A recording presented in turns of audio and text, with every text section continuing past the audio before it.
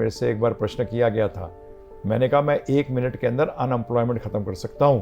तो उन्होंने पूछा कैसे, मैंने शास्त्र के आधार पे।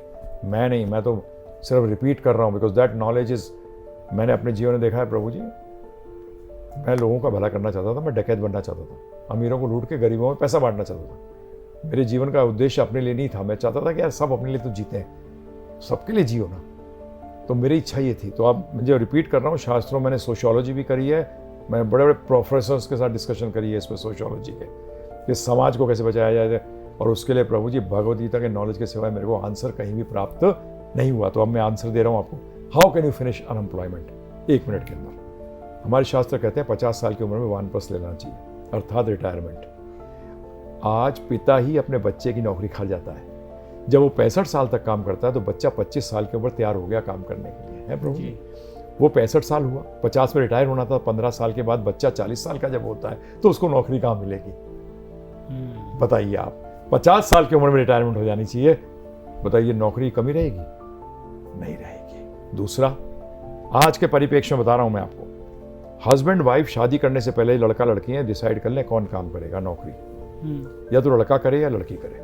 अच्छा। आज मैं नहीं कह सकता कि लड़का ही करे या लड़की करे, ये तो मेरे को जूते मारेंगे जी, तो मैं जूता नहीं खाना चाहता।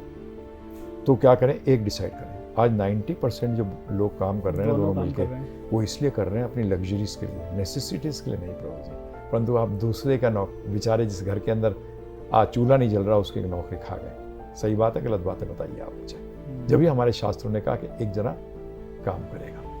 बट प्रभु जी, इसमें एक चैलेंज ये भी है, जैसे मान लीजिए किसी घर में हस्बैंड और वाइफ दोनों में से एक ही काम कर रहा है और वो ही इस दुनिया से चला जाता है, तो पूरे परिवार पे संकट आ जाता है। नहीं, फिर तो देखो, ऐसे केस के अंदर ये भी ध्यान रखिएगा, गवर्नमेंट भी आज नहीं सोच रही, this is the work of the government. अगर आप रियलिटी में देखा जाए, दान सिर्फ दिया जाता है फॉर ब्राह्मण्स, एंड ब्राह्मण इज नॉट बाई बर्थ।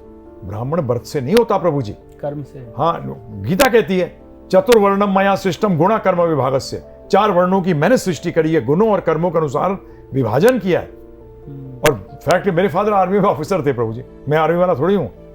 हमें बताऊं क्या कहते हैं शास्त्र, आर्मी बंधु, हम आर्मी वाले के बंधु हैं।